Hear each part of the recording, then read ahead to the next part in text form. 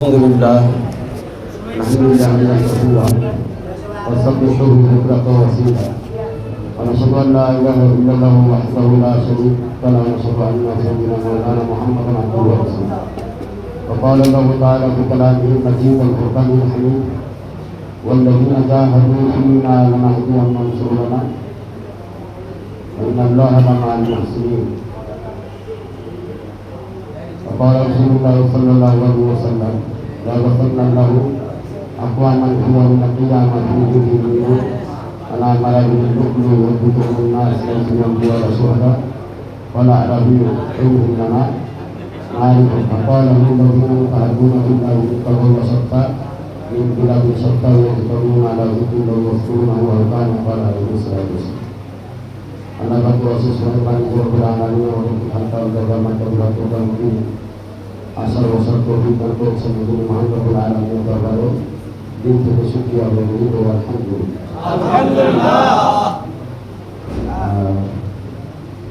প্রথমে আমি আমার সাথীদেরকে ধন্যবাদ জানাই জাজাকাল্লাহ এই সাথীরা অত্যন্ত মেহনত করেছেন, যারা কষ্ট করেছেন, মেহনত করে সবাই একত্রিত হয়েছে এই সমস্ত কথাটা আল্লাহ তাদেরকে লাভ করবে ইনশাআল্লাহ।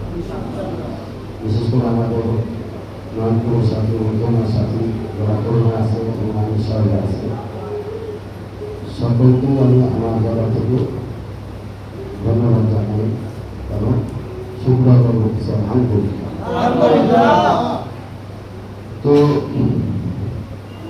খানকান গাঙ্গুয়া মার্কাজুল্লাহ মোটামুটি উচ্চতা হাসপাতাল এটা কোনো ভয় বুঝতে হবে, এটা কোনো মাহফুল, এটা হচ্ছে হাসপাতাল।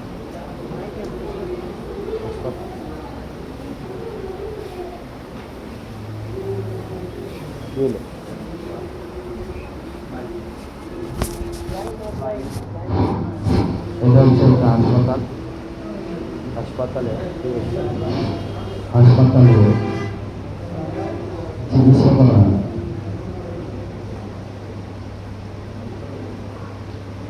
কিসের চিকিৎসা করা হয়? রোগের চিকিৎসা করা হয়। হাসপাতালে যদি চিকিৎসা করার জন্য কিছু নিয়ম আছে, ডাক্তার যা বলে তা শিখতে হবে। কোনো হাসপাতালে যদি আপনি জানেন আপনি ডাক্তার বলে যদি রুগী বোঝা যেমন ওই ওষুধ দিয়ে না এটা করবে, ওটা দিয়ে না এটা করবে, ডাক্তার দিয়ে রুগী দেখবে, ডাক্তার দিয়ে রুগী দেখবে,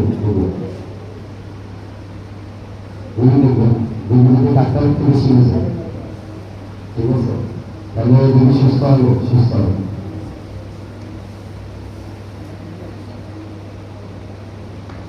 তো আমাদের দিনই অনেক মহল রয়েছে, যেমন মাদ্রাসা আছে, এখানে ছাত্রবান্ধবরা এবং শিক্ষক, মসজিদ আছে, নামাজ কালাম ইবাদত করতে, তারপর তাবলীগের লাইন আছে, যেখানে ইমানি আলোচনা হয়, আরেকটা হচ্ছে খানকা। মোটামুটি 400 উন্নত, 400 দিনে 4টা শাখা।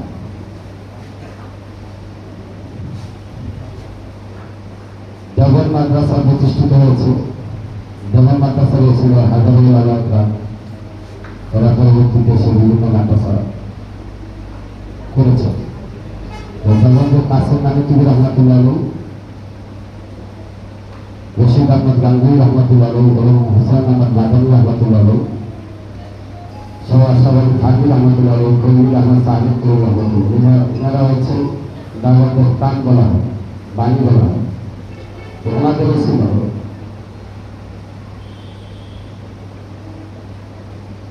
এই উপমহাদেশে হাজারো মাদ্রাসা মসজিদ খানকা হয়েছে।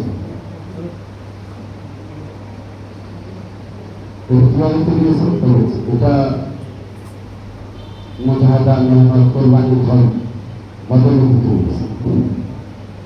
ওনারা যেভাবে কোরবানি দিয়েছে, ওনাদের কথা যারা শুনেছে তারাও কোরবানি মুক্ত হয়েছে। একটা সময় ছিল মানুষ অত বুঝত না, কিন্তু মানুষের দিন পরিষ্কার ছিল, তারা আল্লাহ আল্লাহর কথা শুনলেই পরিবর্তন হয়ে যেত। কিন্তু বর্তমান সময়টা এরকম আর হয়েছে। বর্তমান সময় মানুষ সজাগ, কেউ কেউ অতিরিক্ত সজাগ আর কেউ কেউ কম সজাগ। অতিরিক্ত সজাগ হওয়ার কারণে তারা দিন পরিষ্কার রাখতে হবে। দিন অপরিষ্কার হওয়ার কারণে পরিবর্তন হইতে দিন আল্লাহর সাথে সম্পর্ক হইতে হবে। মূলত নামাজ, রোজা, হজ, যাকাত, জিকির, আজকার আমরা যা কিছুই করি এই সব কিছুই হচ্ছে মাধ্যম আল্লাহকে পাওয়ার জন্য। আল্লাহ আমাদের সহবতে আসছে, আমরা আলোচনা করতেছি, এগুলো মাধ্যম। একজন মানুষ সহবতে আসলেই যে সে পরিবর্তন হয়ে সেটা এমন না।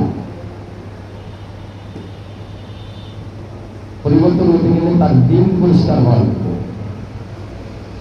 আর দিন পরিষ্কার না হলে চিকিৎসা যতই করা হোক পরিবর্তন হবে, দিন পরিষ্কার না হবে। রাসূলুল্লাহ সাল্লাল্লাহু আলাইহি ওয়াসাল্লাম জানান, এক সাহাবী আল্লাহ রাসূল সাল্লাল্লাহু আলাইহি ওয়াসাল্লাম সহবতে আসর করতেন। ওখানে আমের রাদিয়াল্লাহু তাআলা সহবতে থাকতো। আল্লাহ রাসূল সাল্লাল্লাহু আলাইহি ওয়াসাল্লাম 3 দিন ঘোষণা করলেন সাহাবীদের যে তোমরা আজকে যে আসবে সে জান্নাতি। আর দ্বিতীয় দিনে একই ঘোষণা করলেন, তৃতীয় দিনে একই ঘোষণা করলেন। এবং আশ্চর্য বিষয়, 3 দিন একই সাহাবী আসছে। ওই এক সাহাবী আসছে, অন্য কোনো সাহাবী আব্দুল্লাহ ইবনে আমর রাদিয়াল্লাহু আনহু। উনি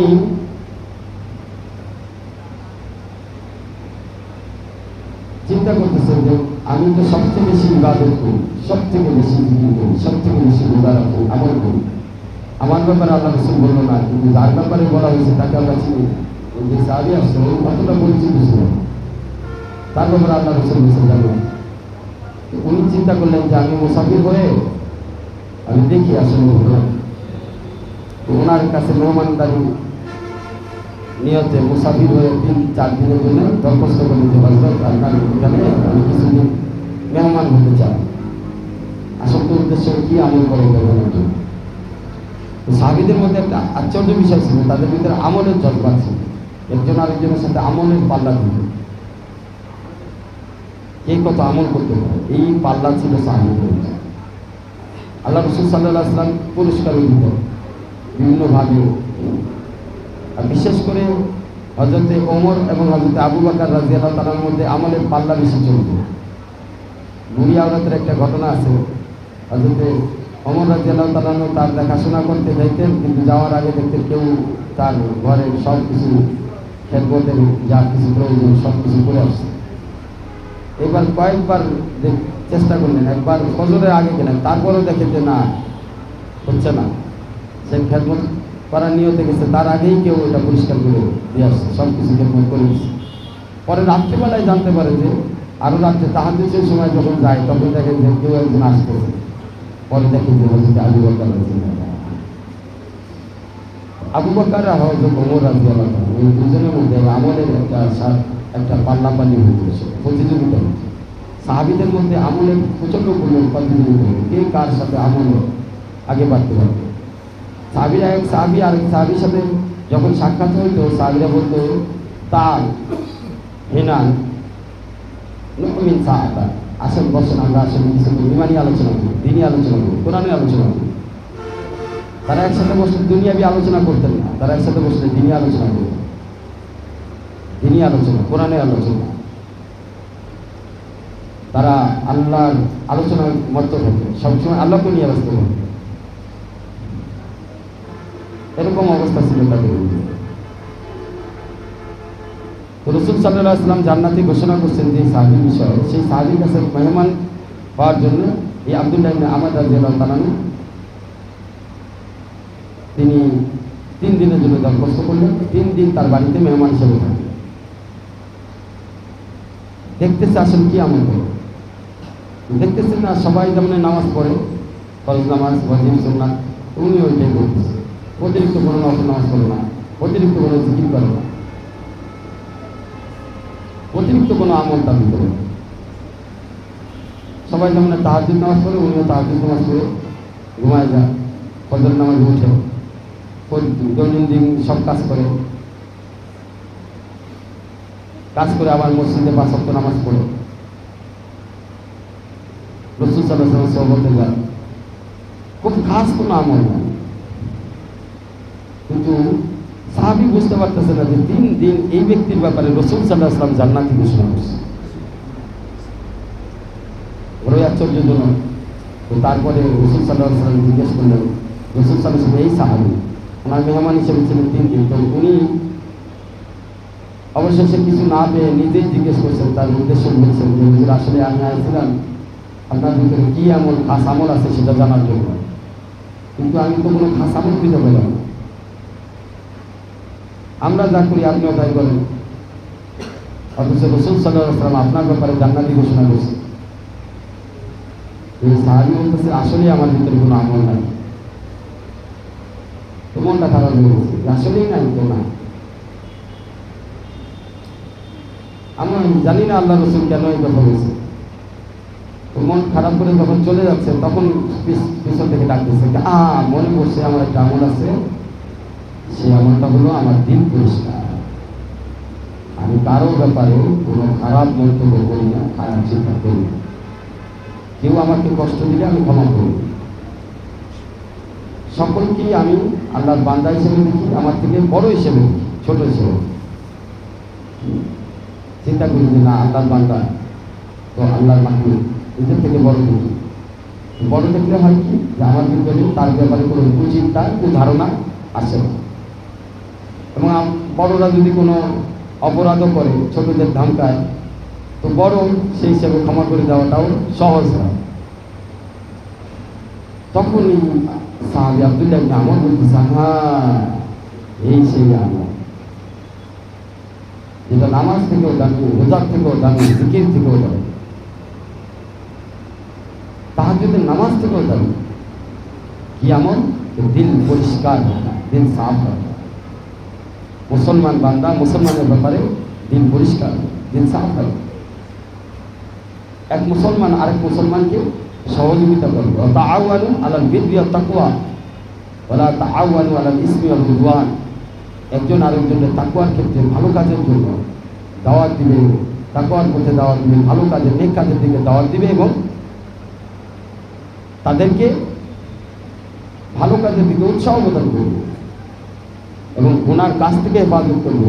ওয়ালা তাআওয়ানু আলাল ইসমি ওয়াল উদওয়ান, অর্থাৎ গুনার কাজ এবং উদওয়ান শয়তানি কাজ, দুশ্মনী, শত্রুতা, হিংসা, অহংকার, এগুলো থেকে বাঁচব। মুসলমান মুসলমানের জন্য ঢাল হবে, মুসলমান মুসলমানের বিপক্ষে তলোয়ার ব্যবহার করবে, ঢাল হবে। এই আমলগুলি এত দামি। একজন মুসলমান আরেকজন মুসলমানকে খানা খাওয়াবে, সালাম পেশ করবে, শান্তির জন্য দোয়া করবে, মাশাআল্লাহ আলহামদুলিল্লাহ বলবে, এভাবে দোয়া করতে পারবে, তাহলে তার আমল নামা সবসময় ওজন বাড়বে। কিয়ামতের ময়দানে আমলের ওজন গণনা করা হবে না, আমলকে ওজন করা হবে। আপনি খেয়াল করে দেখবেন, আমরা যতগুলি আমল করি, নামাজ হোক, রোজা হোক, জিকির হোক, প্রত্যেকটা আমল কিন্তু জবানের সাথে সম্পর্কযুক্ত। জবান ছাড়া কোনো আমলই হয় না। প্রত্যেকটা আমলের জন্য নিয়ত দরকার হয়, তেলাওয়াত দরকার হয়, জিকির দরকার হয়। নামাজের মধ্যে তেলাওয়াত আছে, সেটার জন্য জবান প্রয়োজন। নামাজের মধ্যে জিকির আছে, জবান প্রয়োজন। সুবহানাল্লাহ রাব্বিয়াল আলা। সালাত কাকে বলা হয়? একটা হচ্ছে 5 ওয়াক্ত সালাত, আর একটা হচ্ছে দাইমুস সালাত। 5 ওয়াক্ত নামাজ, ফজর, যোহর, আসর, মাগরিব, ইশা, 5 ওয়াক্ত নামাজ, এটা আমাদের ডিউটি করতেই হবে। কিন্তু একটা হচ্ছে দাইমুস সালাত, অর্থাৎ সবসময় সালাতই হালাতে থাকা, হালাতান সালাতান, সালাতান হালাতান। তার নামাজ তার হালত, তার হালত তার নামাজ। যেমন পেশার উঠা বসা, তার চলাফেরা, তার দেখা সাক্ষাৎ, সব কিছুই নামাজ। কেমনি? যখন নামাজে আপনি দাঁড়াইছেন, নামাজে আপনি সূরা ফাতিহা তেলাওয়াত করছেন, সূরার সাথে সূরা মিলাইছেন, সূরার সাথে সূরা মিলাইছেন। সূরা ফাতিহায় 60টি আয়াত আছে, প্রথম আয়াতে আল্লাহর প্রশংসা, দ্বিতীয় আয়াতের মধ্যে আল্লাহর বরত্ব, তৃতীয় আয়াতের মধ্যে ভাগাভাগি করছে, অর্ধেক বান্দারে দিছে, অর্ধেক নিজে নিছে। অর্ধেক কি? আল্লাহর ইবাদত, আল্লাহর দাসত্ব, গোলামি। তাহলে প্রথম আড়াই আয়াত, 3.5 আয়াত টোটাল। তো প্রথম 3.5 আয়াতের মধ্যে 3টা বিষয়কে আল্লাহ পাক স্পষ্ট করছে। একটা হচ্ছে আল্লাহর প্রশংসা, দ্বিতীয় হচ্ছে আল্লাহর বরত্ব, তৃতীয় হচ্ছে আল্লাহর দাসত্ব। 3টা বিষয়।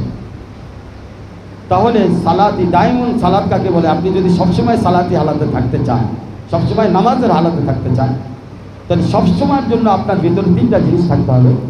1 নম্বর জিনিস থাকতে হবে, আপনি সর্বহালাতে আল্লাহর প্রশংসাকারী বান্দা, শুকরগুজার বান্দা। মাকামের দিক দিয়ে সব থেকে বড় মাকাম কার? যে শুকরগুজার বান্দা, সেই বান্দা হচ্ছে বড় মাকাম। তাকে আব্দ বলে ডাকছে, ইবাদি বলে ডাকা হয়েছে কোরআনের মধ্যে। ইবাদি বলে আল্লাহ ডাকছে, আমার বান্দা বলে আল্লাহ ডাকছে। যে শুকরগুজার হয়, যে আল্লাহ পাকের শুকরিয়া আদায় করে, সে আল্লাহ পাকের প্রিয় বান্দাতে পরিণত হয়। যে শুকরগুজার বান্দা হয়, তার নফসে মুতমাইন্না হয়। নফসে মুতমাইন, ইতমিনানিন কলব, নফস বি ইতমিনানিন কলব,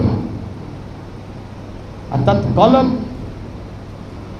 কলব নফসের সাথে ইতমিনান হবে, শান্তিময় হবে, আল্লাহ পাকের ফয়সালার উপরে রাজি হবে। নফস ইতমিনান নফস হইতে হবে। নফসকে মুতমাইন্না নফস যদি আপনি পাইতে চান, তাহলে কয়েকটা বিষয় খেয়াল করতে হবে। 1 নম্বর বিষয় হলো সর্বহালাতে আপনার আল্লাহ পাকের শুকরিয়া আদায় করতে হবে। 2, আল্লাহ পাকের বরত্ব আপনার ভিতরে থাকতে হবে। 3, আল্লাহ পাকের দাসত্ব আপনার ভিতরে থাকতে হবে। গোলামি। বান্দার চরিত্র 3টা।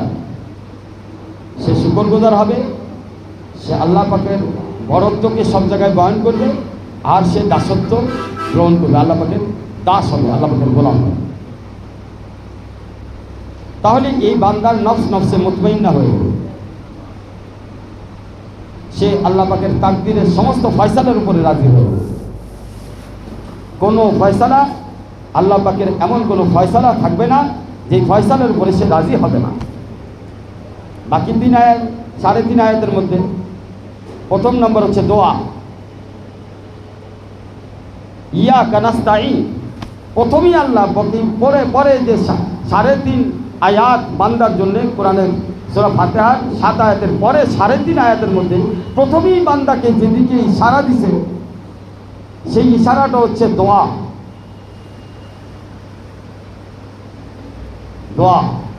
দোয়ার দিকে ইশারা দিছে।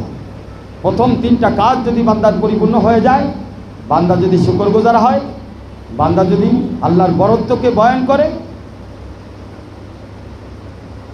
কুম ফাআনযির ওয়া রাব্বাকা ফাকাব্বির, ওইটা হচ্ছে আর রহমানুর রাহিম মালিক ইয়াউমিদ্দিন। আর রহমানুর রাহিম মালিক ইয়াউমিদ্দিন কোন দিকে ইশারা করতেছে? রাব্বাকা ফাকাব্বির, তোমার প্রতিপালকের বরত্ব বয়ান করো, প্রতিপালকের দাওয়াত দাও, প্রতিপালক যে বড় এই কথাটা তুমি বলো। যত তুমি প্রতিপালকের বরত্বকে বলবা, তত বেশি তোমার ভিতরে দাসত্ব আসবে, গোলামিত্ব পয়দা হবে, আবদিয়াতের মাকাম তুমি পাইবা। সর্বশ্রেষ্ঠ মাকাম হচ্ছে আবদিয়াতের মাকাম। আর এই আবদিয়াতের মাকাম কেউ অর্জন করতে চাইলে তার আল্লাহ পাকের শুকরিয়া আদায় করতে হবে, যেভাবে তার বরত্ব বয়ান করতে হবে। কুম ফাআনযির ওয়া রাব্বাকা ফাকাব্বির। সে আল্লাহর বান্দাদেরকে আল্লাহ পাকের বরত্বের দিকে আহ্বান করবে, এবং আল্লাহর বান্দাদেরকে জাহান্নামের ভয় দেখাবে। গুনাহ করলে কি ক্ষতি হবে, কি নোকসান হবে, সেই কথাগুলি বলবে। তৃতীয় বিষয় হচ্ছে, এই 2টা জিনিস যদি বান্দার ভিতরে চলে আসে, তার আখলাকের মধ্যে, তার চরিত্রের মধ্যে যদি এই 2টি আমল চলে আসে, তো তৃতীয় আমল, সে আল্লাহ পাকের দাস হবে, আল্লাহ পাকের গোলাম হবে, আল্লাহ পাক তাকে আবদিয়াতের মাকাম দান করবে। আর কোরআন এবং হাদিস অনুযায়ী সব থেকে বড় মাকাম হচ্ছে আবদিয়াতের মাকাম, যেটা আল্লাহ পাক তার রসুলকে ডাক দিছে। সুবহানাল্লাযী আসরা বিআবদিহি,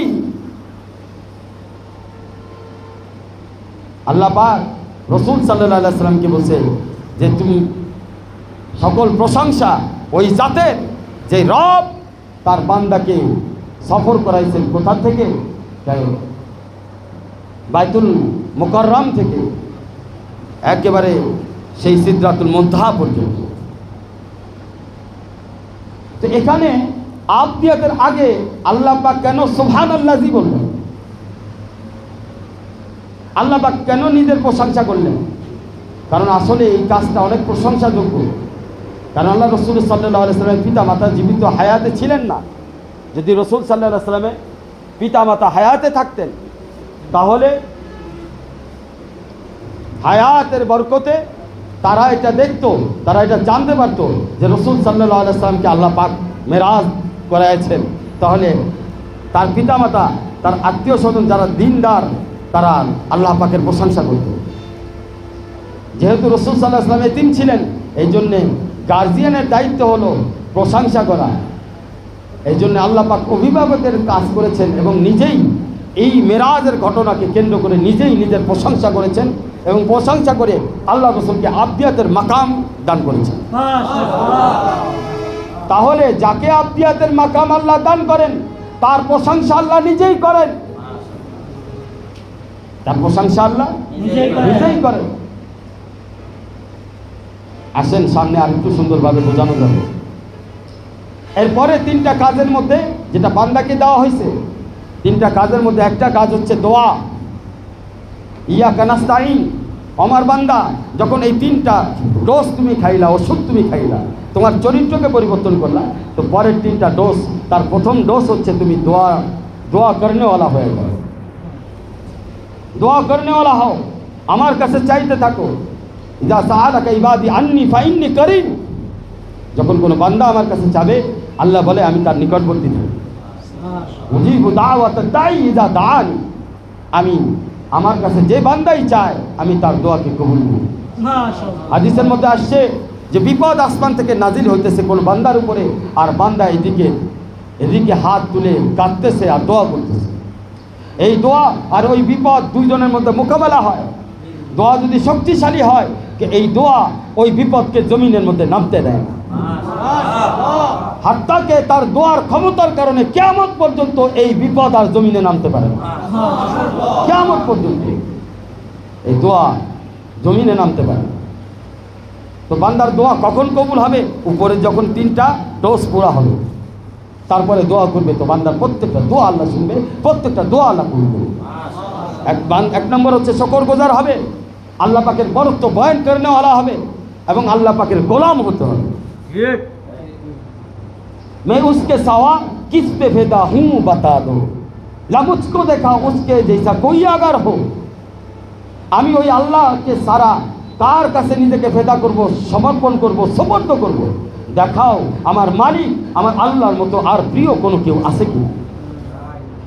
মালিকের মতো সুন্দর, মালিকের মতো ব্যবহার, মালিকের মতো আখলাক, মালিকের মতো উন্নত, সমুন্নত, মুতাকাব্বির আর কেউ হতে পারবে না। কেউ ওনার মতো দয়া করতে পারবে না, ওনার সমকক্ষই কিছুই নেই। আলাম ইয়াকুল্লাহু কুফুয়ান আহাদ, কোনো কিছুই তার সমকক্ষ নাই। বন্ধুরা আমার, আপনার যদি এই তিনটা ডোজ পূর্ণ হয়, চতুর্থ ডোজ হচ্ছে দোয়া। আল্লাহ বলতেছে ইয়াকা নাস্তাইন, যখন তুমি ইয়াকা নাস্তাইনের উপরে আসবা তখন আল্লাহ পাক তোমাকে যে নিয়ামত দেবে সেই নিয়ামতের নাম আল্লাহ বলে দিলেন ইহদিনাস সিরাতাল মুস্তাকিম। সেই নিয়ামতটা কি? সর্ব পৃথিবীর মধ্যে সমস্ত দোয়ার রাজা, সমস্ত কিছু দুনিয়ার সমস্ত নিয়ামতের থেকে বড় নিয়ামত, সেই নিয়ামতের নাম সিরাতুল মুস্তাকিম। সেই নিয়ামতের নাম সিরাতুল মুস্তাকিম। जब तू मेरा तो सब मेरा, आसमां मेरी जमी मेरा, जब तू ये तू एक शाई नहीं मेरी, कोई शाई नहीं मेरा। যখন তুমি আমার হবে, আসমান আমার, জমিন আমার, যখন তুমি এক আমার না হবে তো কোনো কিছুই আমার না। এটা मोहब्बतेर मकाम। मोहब्बत दोनों जहां से आकर, मोहब्बत दोनों जहां से आकर, यहीं आकर पुकार आई, जिसे खुद यार ने चाहा उसे याद यार आई। मोहब्बत দুই জাহানে এসে একটা জিনিসের ঘোষণা করছে, তুই আমার আমি তোর। মান কান আল্লাহ কান আল্লাহু লাহু, তুমি আমার আমি তোমার। আর আমি বলতেছি বাড়ি আমার, গাড়ি আমার, বউ আমার, সন্তান আমার। মোহব্বতের হকাটাই হয়েছে। আমার শাহেদ পীর মুর্শিদ আরিফ বিল্লাহ শাহ হাকিম मोहम्मद अख्तर साहब 90 नंबर का बोलते हैं, दिल जान दी हुई उन्हीं की थी, हक तो ये है कि हक अदा ना हुआ। যে আল্লাহর দেওয়া জান, আল্লাহর দেওয়া মাল আল্লাহর রাস্তায় খরচ করছে, তো কি হয়েছে? দিছে তো দিনই ভিক্ষা, তো জান ভিক্ষা কে দিছে? আল্লাহ। মাল কে দিছে? সময় কে দিছে? তো তার জিনিস তার রাস্তায় দিছে, এইটা বড় কিছু না। যা হাজারো জান যদি আল্লাহর রাস্তায় কোরবান করে দিতে পারতাম, লাখো বার যদি পৃথিবীতে জন্ম নিতে পারতাম, লাখো বার এই জন্মে নামক এই জানকে আল্লাহর রাস্তায় কোরবান করে দিতে পারতাম, লাখো সময়কে কোরবানি করতে পারতাম, লাখো মালকে কোরবানি করতাম, তাহলে কিছুটা হয়তো হক আদায় হইতে পারত। আল্লাহর ওলিরা আল্লাহর রাস্তায় জান দেয়, মাল দেয়, সময় দেয়, আল্লাহকে ডাকে, নিজের মধ্যে কখনো অহংকার আসতে দেয় না। কারণ আল্লাহ রসুল সাল্লাল্লাহু আলাইহি ওয়াসাল্লাম হাদিস শিখাইছে, কয় তুমি দোয়া করো কিভাবে? আল্লাহ মাজাল ফি আইনি সগীরা ফি আইনুন নাস কবীরা। তুমি দোয়া শিখো। কি দোয়া করবা আল্লাহর কাছে? কে দোয়া করবা, আল্লাহ আমাকে আমার চোখে ছোট বানায় দেন, আমাকে আমার চোখে ছোট বানায় দেন, আর মানুষের চোখে বড় বানায় দেন। তার মানে এই দোয়ার মধ্যে রসুল কি শিক্ষা দিচ্ছে? যে আল্লাহর জন্য ছোট হয়ে গেল, আল্লাহ পাক দেখবে এই বান্দা আমার জন্য ছোট হয়েছে। আল্লাহ পাকের জন্য যখন কোনো বান্দা ছোট হয়ে যায়, আল্লাহ পাক তার মাকামকে বাড়ায়া দেয়। মান তাওয়াযা লিল্লাহ রাফাহুল্লাহ। যে আল্লাহর জন্য নিজেকে ছোট বানায়, আল্লাহ পাক বলে আমি তাকে বড় করে দিই। আমার শাহেদ পীর মুর্শিদ আরিফ বিল্লাহ শাহ হাকিম मोहम्मद अख्तर साहब 90 नंबर का बोले, ना जानी क्या से क्या हो जाए मैं कुछ कह नहीं सकता, ना जानी क्या से क्या हो जाए मैं कुछ कह नहीं सकता, जो दस्तारे फजीलत गुम हो दस्तारे मोहब्बत में। अर्थात कोन आलेम যদি দস্তারে ফজিলত না, আলেম দস্তারে ফজিলত করছে, আলেম মওলানা হওয়ার পরে কিন্তু দস্তারবন্দি করে, হাফেজ হওয়ার পরে দস্তারবন্দি করে, মুফতি হওয়ার পরে দস্তারবন্দি করে, বড় কোনো অনুষ্ঠানে গেলে তাকে দস্তরবন্দি করা হয়, বড় কোনো পার্লামেন্টে গেলে, বড় কোনো স্থানে গেলে তাকে দস্তরবন্দি করা হয়। তার একটা মাকাম, এটা দস্তরবন্দি হওয়া। ওলামা একরামদের মাকাম, ওলামা একরামদের শান হচ্ছে দস্তরবন্দি হওয়া। আল্লাহ পাক ওনাদের শান বাড়ায় দেন দস্তরবন্দির মাধ্যমে। বলেন সুবহানাল্লাহ। কিন্তু আমার শায়েখ বলেন, না জানি क्या से क्या हो जाए मैं कुछ ने कह नहीं सकता, जो दस्तारे फजीलत गुम हो दस्तारे मोहब्बत में। আরে এই দস্তারে ফজিলত ওয়ালা আলেম যদি দস্তারে মহব্বত, আল্লাহর মহব্বতের কারণে কোনো ওলিদের কাছে নিজেকে ফানা করে দেয়, আমার শায়েখ বলছে এ যে কত বড় আল্লাহর ওলি হবে, এ যে কোন আসমানে উঠবে, কোন আরশওয়ালার সাথে তার সম্পর্ক হবে। আমি হাকিম আক্তার, আমি এটার ব্যাখ্যা দিয়ে বলা এটা আমার পক্ষে সম্ভব নয়, আমার পক্ষে সম্ভব নয়। বন্ধুরা আমার, ইয়াকা নাস্তাইনের অর্থ এটা, তুমি যাকে চাইতেছো তুমি কি তার হইছো কিনা? তুমি যাকে চাইতেছো, দোয়ার অর্থ এটা, তুমি যাকে ডাকতেছো তুমি তার হইছো কিনা? তুমি যাকে চাইতেছো তুমি তার হইছো কিনা? তুমি যাকে চাচ্ছ, যাকে আপন করতে চাচ্ছ, তুমি তার आशिक কিনা? আমার শাহেদ পীর মুর্শিদ आरिफ बिल्लाह शाह हाकिम मोहम्मद अख्तर साहब 90 नंबर का बोलते हैं, जो इश्क का खासियत वही आग का खासियत, जो आग का खासियत वही इश्क का खासियत। আগুন যেমন এক চুলা থেকে আরেক চুলায় ধরে, ইশকের আগুন এক অলির কলবে থেকে আরেক অলির কলবে ধাও ধাও করে জ্বলবে। এতে প্রথম চুলায় আগুনের কমতি হয় না, হাজারো চুলা আগুন, এক চুলা থেকে আগুন নিবে, হাজারো চুলা জ্বলতে থাকবে। আল্লাহর ওলিদের কলবে থেকে আল্লাহর মহব্বতের আগুন নিবে, হাজারো কলব রোশন হতে থাকবে। রোশন কমতি হবে না, কমতি হবে না। এই জন্য আমার শাহেদ পীর মুর্শিদ আরিফ বিল্লাহ শাহ হাকিম मोहम्मद अख्तर साहब 90 नंबर का बोलते, करीब जलते हुए दिल को अपना दिल कर दो, ये आग लगती नहीं लगाई जाती है। करीब जलते हुए दिल को अपना दिल कर दो, ये आग लगती नहीं लगाई जाती है। करीब जलते हुए दिल को अपना दिल कर दो, ये आग लगती नहीं लगाई जाती है। भाई তুমি তোমার দিলকে আল্লাহ ওয়ালাদের দিলের সাথে মিলায় দাও তো আল্লাহ ওয়ালা এক না আল্লাহ ওয়ালা দুইটা হয়ে যাবে। আদারো আল্লাহর বান্দা আল্লাহ ওয়ালাদের কলবের সাথে কলবকে মিলাবে তো আল্লাহ ওয়ালা হইতে থাকবে। এটা নূরে নবুয়তের পাওয়ার। এক আঙ্গুলের ইশারা দিতে চাঁদ দু টুকরা হয়ে গেছে। এটা নূরে নবুয়তের পাওয়ার। এক আঙ্গুলের ইশারা করছে চাঁদ আল্লাহর রসুল, চাঁদ সূর্য আল্লাহ রসুলের সাক্ষী দিয়েছে, পাথর সাক্ষী দিয়েছে। নূরে নবুয়তের পাওয়ার, নূরে নবুয়তের মজেজা এটা, নূরে নবুয়তের শান এটা, যে যার আঙ্গুলের ইশারায় চাঁদ টুকরা হয়, যার আঙ্গুলের ইশারায় পাথর কথা বলে, যার আঙ্গুলের ইশারায় চাঁদ সূর্য ডুবে উঠে, সেই রসুলের হাতে হাত দিয়ে যারা বায়াত হয়েছে, এই বায়াতের পাওয়ার কত দূর যাইতে পারে। আঙ্গুলের ইশারা যদি এত পাওয়ারফুল হয়, হাতে হাত লাগায়া যে সাহাবারা ওয়াদা করছে, বাইতে রেজওয়ানের মধ্যে যে সাহাবারা ওয়াদা করছে, তাদের পাওয়ার কত দূর হইতে পারে। সেই পাওয়ার বলতে গিয়া, পাওয়ার ক্ষমতা কত, এই কথা বলতে গিয়া, এই পাওয়ারকে বুঝাইতে গিয়া আল্লাহ নিজে বলেন ইয়াদুল্লাহি ফাওকা আইদিহিম, আরে তোমরা রাসূলের হাতে হাত দাও নাই, তোমরা আমার হাতে হাত দিয়েছো। তোমরা রাসূলের হাতে হাত দাও, তোমরা আমার হাতে হাত দিয়েছো। তোমাদের হাতের উপরে আমার আল্লাহ, আমি আল্লাহর হাত আছে। और बताओ मुझे जिसके हाथ पर अल्लाह के हाथ है उसके मकाम क्या होगा। যার হাতের উপরে আল্লাহর হাত আছে তার মাকাম কোথায় আপনি গুনে শেষ করতে পারবেন? কোন আসমানে তার মাকাম, কোন জগতে যে মাকাম, কোন জাহানে সে ঘুরতেছে, যার রসুলের সাথে হাতের হাত, দিলের দিল মিলে গেছে। এই জন্য আমার শায়েখ পীর মুর্শিদ আরিফুল্লাহ সাহেব শাকিব মোহাম্মদ আখতার সাহেব বলতেন, हाथों से हाथ तो मिला, दिल से मगर दिल ना मिला, सारे जिंदगी नाव में बैठा मगर साहिल ना मिला। শুধু হাত মিলাইলে হবে না, দিল মিলাইতে হবে, অন্তরকে মিলাইতে হবে। হযরত আল্লাহ বলতেন অন্তর মিলানোর সিস্টেম কি?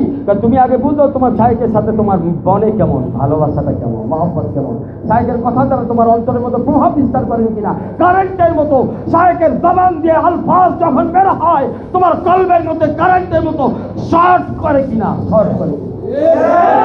যদি তোমার কারেন্টের মতো তোমার কলবকে শর্ট করে, মনে করবা এটা কারেন্ট না, এটা দুনিয়ার কারেন্ট না, এটা আল্লাহ পাকের জাতির কারেন্ট, সিফাতি কারেন্ট, নূরের কারেন্ট তোমার কলবকে শর্ট করে।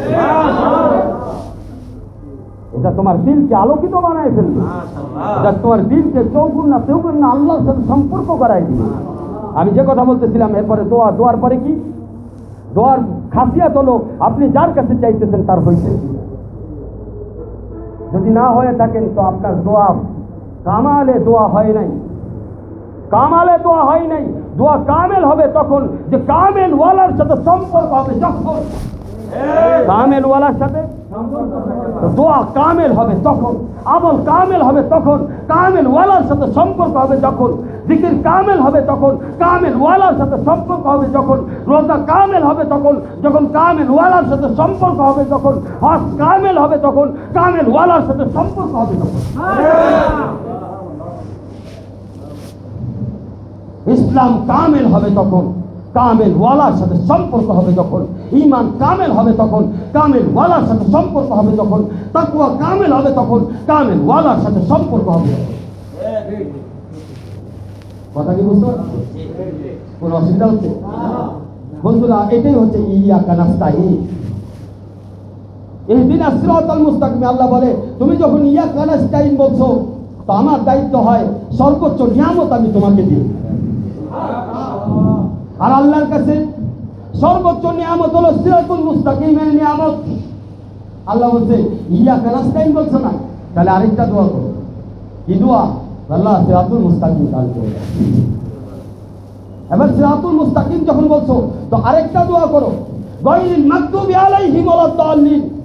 কাফেরদের সাথে আমার কোনো সম্পর্ক নাই ঘোষণা করে দাও, বেঈমানদের সাথে আমার কোনো সম্পর্ক নাই ঘোষণা করে দাও। যারা আল্লাহওয়ালা হতে চায় না, আল্লাহওয়ালাদের পথে যাইতে চায় না, যারা আল্লাহওয়ালাদের পথকে বাধা মনে করে, যারা আল্লাহওয়ালাদের পথকে আটকাইতে চায়, তাদের সাথে আমার কোনো সম্পর্ক নেই।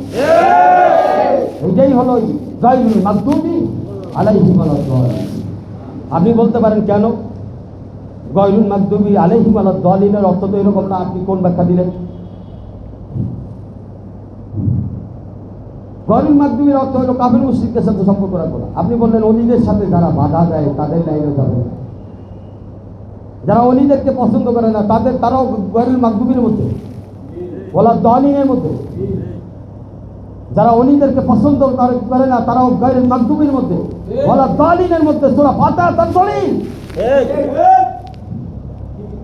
এবার সিরাতুল মুস্তাকিম বুঝতে হবে। সিরাতুল মুস্তাকিম কাদেরকে আল্লাহ পাক ঘোষণা করছে, কাদের ব্যাপারে সিরাতুল মুস্তাকিমের পথে আছে ঘোষণা করছে? উলাইকাল্লাযীনা আনআমাল্লাহু আলাইহিম মিনান নাবিয়্যিনা ওয়া মিনাস সিদ্দিকিনা ওয়া শুহাদা ওয়াস সালিহিন। উলাইকাল্লাযীনা আনআমাল্লাহু আলাইহিম, উলাইকাল্লাযীনা আনআমাল্লাহু আলাইহিম। সিরাতুল মুস্তাকিমের পরে কি বলা হয়েছে?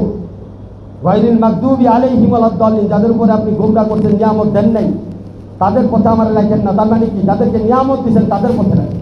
নিয়ামত কাদের পথে দিয়েছেন? দেখেন সিলসিলা বলে নাই, আল্লাহওয়ালাদের সিলসিলা বলে নাই। সিলসিলা ঘোষণা করা হইতেছে প্রথম সিলসিলায় নবীরা, মিনান নাবিয়্যিন, এরপরে সিলসিলায় সিদ্দিকিন, এরপরে সিলসিলায় শুহাদা, এরপরে সিলসিলায় সালিহিন। লাস্টে আল্লাহওয়ালাদের কথা বলে আল্লাহ পাক বলতেছে উলা হাসুনা উলাইকা রফিকা। এই কথা বলার পরে আল্লাহ পাক বন্ধু হিসেবে তারা কতই না উঠতো, এদেরকে বন্ধু বানাইতে বলছে। সালিহিন বলতে আল্লাহর ওলিদেরকে বোঝানো হয়। এদেরকে কে বলছে বন্ধু বানাইতে? আল্লাহ বলছে বন্ধু বানাইতে। যে সকল লোক এই সালিহিনদের বিরোধিতা করে, এরা আল্লাহওয়ালাদের জামাতভুক্ত না, এরা আল্লাহওয়ালাদের পথভুক্ত না, মানভুক্ত না, এরাও গোমরাহ।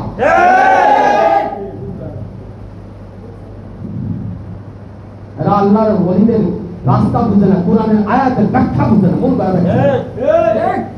যেখানে আল্লাহ বলতেছে হাসুনা উলাইকা রফিকা, ওদেরকে বন্ধু বানাও, এদের যে ভালো বন্ধু তুমি পৃথিবীতে পাইবা না, আসমান জমিনেতে পাইবা না। আর এদেরকে যারা বিরোধী শক্তি মনে করে, এদের পথে আসার জন্য যারা বাধা দেয়, এরা কি সিরাতুল মুস্তাকিমের উপরে?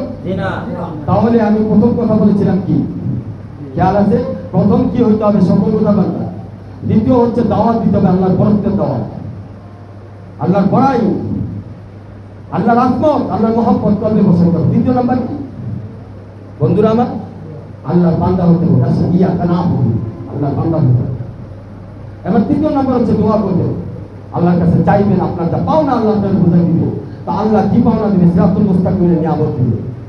আর কাফেরদের থেকে আপনাকে হেফাজত করবে, দুষ্কৃতিকার থেকে হেফাজত করবে, নফসের ধোঁকা থেকে আপনাকে হেফাজত, শয়তানি থেকে আপনাকে হেফাজত করবে। এর পরিবর্তে আল্লাহ কি দিবে? সিরাতুল মুস্তাকিমের পথ। আর সিরাতুল মুস্তাকিমের পথ কাদের পথ? নবীদের পথ। সিরাতুল মুস্তাকিমের পথ কাদের? সিদ্দিকিনদের পথ। সিরাতুল মুস্তাকিমের পথ কাদের পথ? সালিহিনদের পথ, শহীদদের পথ। আর এটাই হচ্ছে ৭২ দল জাহান্নামে যাবে, এক দল যেটা জান্নাতে যাবে, এটাই সেই পথ। এবার কি বুঝতেছে? এটাই হচ্ছে সেই সিলসিলা, আল্লাহওয়ালাদের সিলসিলা। বুঝাইছে? কাদরিয়া, চিশতিয়া, নকশবন্দিয়া, মুজাদ্দিদিয়া, এগুলো সিলসিলার নাম। তরিকা একটাই, সেটা হলো রাসূল সাল্লাল্লাহু আলাইহি ওয়াসাল্লাম।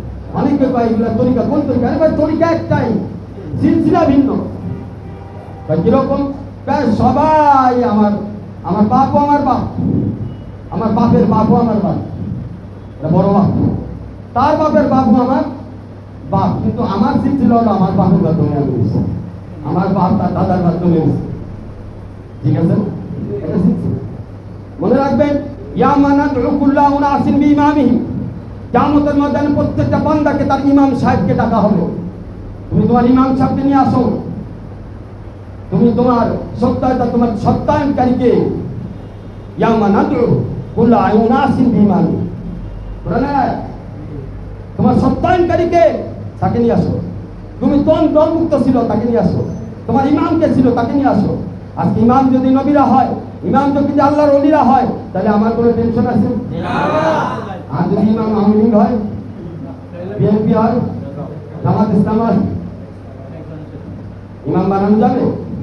কেন যাবে না? কারণ আমি জানি না তারা এই সিলসিলাভুক্ত কিনা, আমি জানি না তারা সিরাতুল মুস্তাকিমের উপরে আছে কিনা। কথা কি বুঝতে পারছি? আর থাকলে বানাবো, না থাকলে আমাকে বুঝাইতে হবে।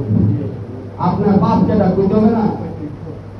যেমন আমার বাপ হাকিম আক্তার, হাকিম আক্তারের বাপ আশরাফ আলী থানভী রহমাতুল্লাহ, আশরাফ আলী থানভীর বাপ হলো হাজী ইমদাদুল্লাহ মাহাদের মক্কি, গেছে রসুল পর্যন্ত। আর তোমার বাপ কারা?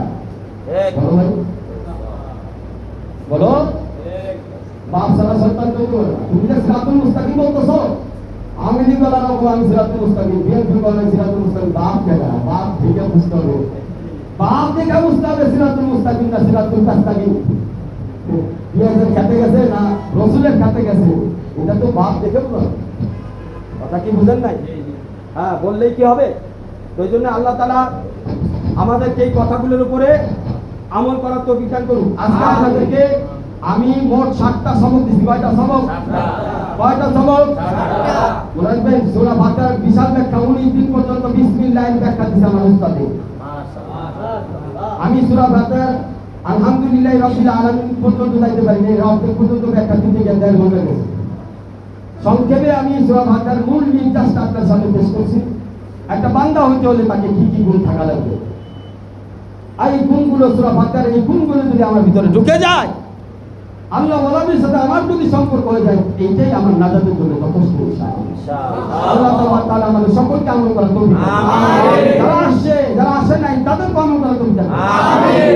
প্রতি শুক্রবারে আপনারা আল্লাহ ওয়ালাদের এই মার্কাজে, এই মার্কাজ আমার নাম সাহিত্য, আমার সাহিত্য যদি জিজ্ঞেস করা হয় তো সে বলবো আমার সাহিত্য, তার সাহিত্য যদি জিজ্ঞেস করা হয় সে বলবো কি তার সাহিত্য। যাইতে যাইতে কোন যাবো? রসুল। মার্কাজ কার? এই মার্কাজের পিসাবকে, এই মার্কাজের রাহাবারকে। তো যার যেই মার্কাজের রাহাবার রসুল হয় সেই মার্কাজে থাকা যাবে কি আর যাবে না? সাথে সম্পর্ক রাখা দরকার কি রাখতে দরকার না? এই মার্কাজের সাথে আমরা সম্পর্ক রাখবো। নারায়ে তাকবীর, নারায়ে তাকবীর। আল কোরআনের আলো, ইসলামের আলো, মারিফতের আলো, আল্লাহর আলো, আল্লাহর আলো, আল্লাহর তাকবীরের আলো। ওয়াকির দাওয়ানা আলহামদুলিল্লাহি রাব্বিল আলামিন ওয়া সাল্লাল্লাহু আলা খায়রি খালকি মুহাম্মাদ ওয়া আলা আলিহি ওয়া সাহবিহি আজমাইন।